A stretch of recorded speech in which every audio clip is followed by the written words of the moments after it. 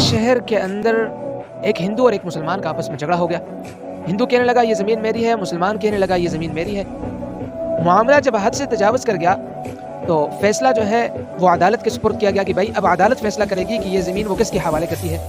جب مسلمان اور ہندو عدالت کے اندر پیش ہوئے تو انگریز جج کو ہندوؤں نے کہا کہ آپ اگر مسلمانوں میں سے ایک شخص کو یہاں پر بلائیں اور اس سے فیصلہ کروا لیں تو ہمیں اس کے فیصلے پر اطمینان ہے، جو وہ فیصلہ کریں گے ہمیں منظور ہے۔ اگر وہ یہ کہیں کہ یہ زمین مسلمانوں کی ہے تو آپ مسلمانوں کو دے دیجیے گا، اور اگر وہ کہیں کہ یہ زمین ہندو کی ہے تو آپ ہندو کو دے دیجیے گا۔ جب ڈیٹ فکس ہو گئی، مقررہ تاریخ پر ہندو مسلمان ایک بڑا جمگٹھا عدالت کے باہر لگ گیا، تو اس انگریز جج نے ہندوؤں نے جس مسلمان کا نام لیا تھا وہ ہے مفتی الہی بخش صاحب، ان کو بھی عدالت کے اندر لایا گیا۔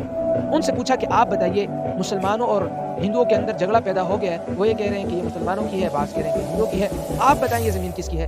مفتی الہی بخش صاحب نے اس وقت فرمایا کہ یہ زمین ہندوؤں کی ہے، اس پر مسلمانوں کا کوئی حق نہیں۔ فرمایا کہ کیا اگر یہ ہندوؤں کی ہے تو وہ اس پر مندر بنا سکتے ہیں؟ مفتی الہی بخش نے فرمایا کہ جب زمین ان کی ہے تو انہیں اختیار ہے، وہ اس پر جو مرضی بنائیں۔ اس وقت اس انگریز نے اس سچے مسلمان کی اس سچی بات پر یہ فیصلہ دیا کہ اگرچہ آج مسلمان ہار گئے ہیں لیکن اسلام جو ہے وہ جیت چکا ہے۔ تو ہندوؤں نے یہاں سے پکارا، کہا کہ جج صاحب ابھی تو صرف آپ نے فیصلہ دیا ہے، فرمایا کہ نہ مسلمان ہارے ہیں نہ اسلام ہارا ہے، بلکہ اسلام بھی جیت گیا ہے، مسلمان بھی جیت گیا ہے۔ ہم اس کی سچائی کو دیکھ کر ہم بھی کلمہ پڑھتے ہیں، لا الہ الا اللہ محمد رسول اللہ۔ انہوں نے کلمہ پڑھا اور اس کے بعد وہی جگہ انہوں نے مسلمانوں کو وقف کر دی کہ اب اس پر جو ہے وہ مسجد